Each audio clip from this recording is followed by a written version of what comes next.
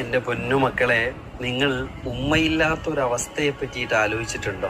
ഉമ്മാന്ന് വിളിച്ച് സന്തോഷത്തോടുകൂടെ വീട്ടിലേക്ക് കയറി ചെല്ലാൻ നമുക്ക് കഴിയുന്നുണ്ടെങ്കിൽ നമ്മളാണ് ഈ ലോകത്തെ ഏറ്റവും ഭാഗ്യമുള്ളവർ. നോക്കൂ, മഹാനായ ഉവൈസുൽ ഖർനി റളിയല്ലാഹു അൻഹു ഖർന് എന്ന നാട്ടിൽ നിന്ന് മദീനയിലേക്ക് പോവാതിരുന്നത് അവിടത്തേക്ക് പ്രായമായ ഒരു ഉമ്മയുണ്ടാവുകയും അവർക്ക് വേണ്ടിയിട്ട് ഖിദ്മത്ത് ചെയ്യാൻ വേണ്ടിയിട്ടുമായിരുന്നു. മുത്തുനബി സ്വല്ലല്ലാഹു അലൈഹി വസല്ലമ തങ്ങൾ ഉമർ റളിയല്ലാഹു അൻഹുവിനോട് പറയുമായിരുന്നു, ഉവൈസുൽ ഖർനിയെ കണ്ടാൽ ദുആ ചെയ്യിപ്പിച്ചോളൂ, ഉമ്മാന്റെ പൊരുത്തം കിട്ടിയ മോനാണ്, ദുആഇന് ഇജാബത്തുണ്ടാകുമെന്ന്. നോക്കൂ പ്രിയമുള്ളവരെ, അള്ളാഹുവിന്റെ പൊരുത്തമാണ് നിങ്ങളുടെ ലക്ഷ്യമെങ്കിൽ അതിന്റെ ഏറ്റവും ബേസിക് ആയിട്ടുള്ള കാര്യം ഉമ്മയുടെ പൊരുത്തമാണ്. ഉമ്മയുടെ മുഖത്തേക്ക് കരുണയോടെ നോക്കൽ കൊണ്ട് ഹജ്ജിന്റെ പ്രതിഫലമുണ്ടെന്ന് ഹദീസുകളിൽ നമുക്ക് കാണാൻ കഴിയും. ആയുസ് വർദ്ധിക്കാൻ, ജീവിതത്തിൽ ബറക്കത്തുണ്ടാവാൻ, മക്കൾ നന്നാവാൻ, നിന്റെ ജീവിതത്തിലെ സർവ്വ പ്രശ്നങ്ങൾക്കും പരിഹാരമാണ് മാതാപിതാക്കൾ